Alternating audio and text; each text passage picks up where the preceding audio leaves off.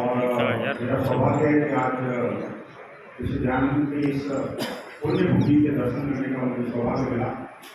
पहले एक बार आया था तो उस समय इतना वैभवशाली ये परिषद नहीं था। मुझे बहुत अच्छा लगा।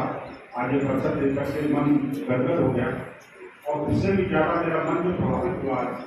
पहली बार मैंने कोई आर्य समाज देखा नहीं। मैंने दिल्ली की और दिल्ली के बाहर के एनसीआर के बहुत सारे आर्य समाज मेरा जाना हुआ। मेरी श्रीमती जी दर्शनम आचार्य हैं। आना नहीं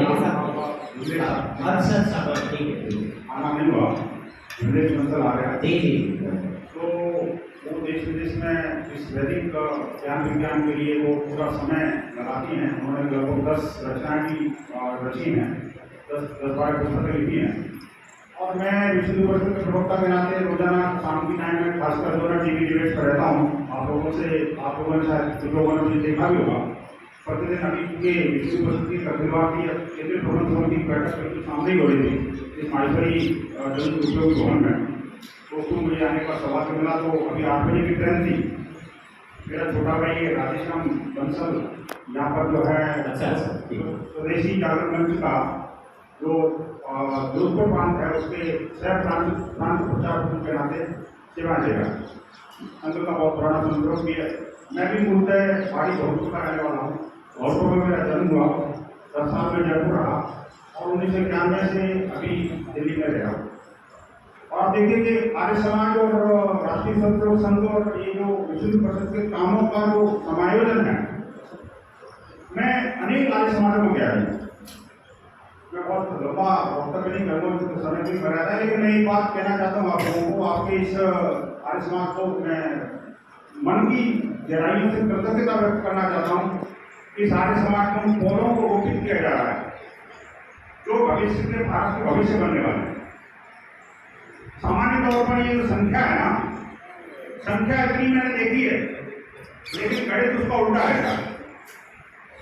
जो 60 वर्ष से ऊपर की आयु के लोग यहाँ बैठे हैं उतने वहां पर बच्चे नहीं होते, और जितने बच्चे बैठे हैं उससे ज्यादा कभी बुजुर्ग नहीं होते। मेरा भाव समझ रहे होंगे। आर्य समाज को अगर आगे लेके जाना है, इस देश की संस्कृति और वैदिक विचार को आगे लेके जाना है, तो छोटे छोटे बच्चों की जो पौधा हो रहा है, जैसे आचार्य जी ने, मैं बड़ा मन के साथ में, बड़ी अंतर्मन के साथ में आपके साथ मंत्रों को उच्चारण करने का प्रयास कर रहा था।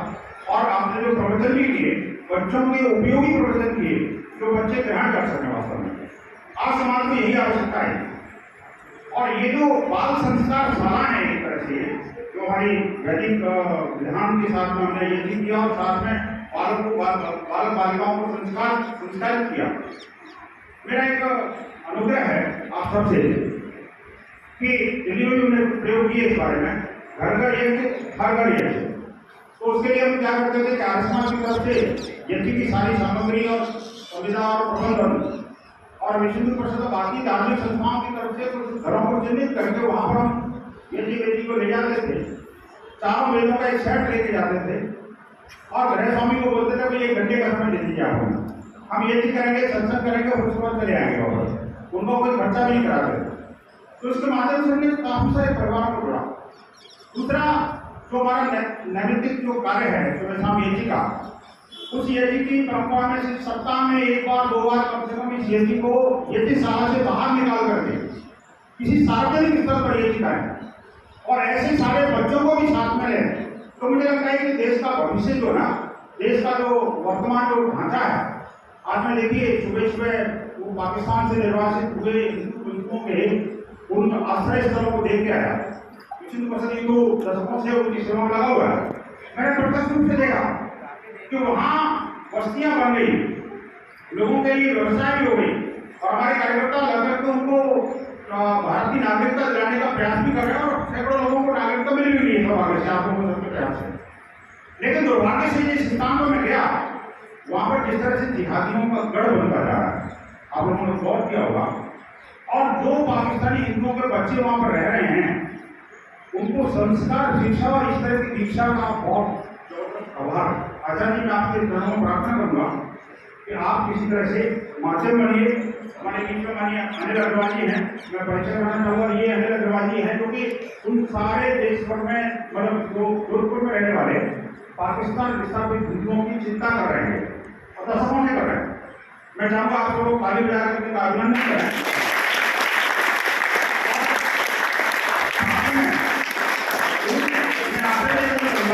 अभी आजादी से समय लेकर के उन पाकिस्तान के हिंदू बच्चों को परिवारों को यहाँ लाएं, उनको वैदिक शिक्षा दीक्षा और हवन सिखाएं और साथ ही साथ आप लोगों से भी कहूँगा कि कम से कम कभी सप्ताह में महीने में कोई पूर्णिमा को अमावस्या को एक हवन उन बस्ती के बीचों बीच में भी कराएं।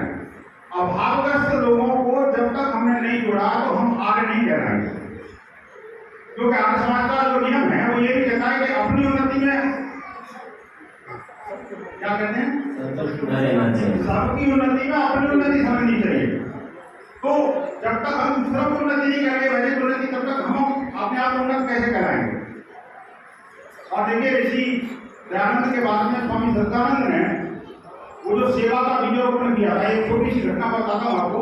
जोधपुर में एक बार जब वो स्वामी सत्यानंद घूम रहे थे अपने शिष्यों के साथ में, वहाँ घूमते घूमते चिकित्सालय में चले गए और चिकित्सालय में जाकर के अचानक देखते हैं कि एक बच्चा जो है वो उनको देख करके बैठ गया और बैठने के साथ ही तो उल्टी होने को हुई तो तुरंत उनके साथ में सेवक था दौड़ा उल्टी का पात्र लेने के लिए, ये उल्टी बैठ हो जाए इसलिए पात्र में ले लूंगा। लेकिन वो जब तक पात्र लेके आया तब तक वो क्या देखता है कि ऋषि स्वामी सत्यानंद महाराज अपने हाथ की अपने हथेली में पूरा पस्सा भर करके और उल्टियां लेके खड़े थे। सेवा की प्रार्थना समझनी पड़ेगी, ये सेवा स्वयं से करने की। तो इस सेवा के और धर्म के जो मंत्र हैं और ये जो वैदिक ज्ञान है इसको हमें आगे लेके जाना। मैं सब लोगों को साधुवाद देता हूँ कि इस पौधारोपण को हम और अधिकाधिक वृक्ष के रूप में डेवलप करें।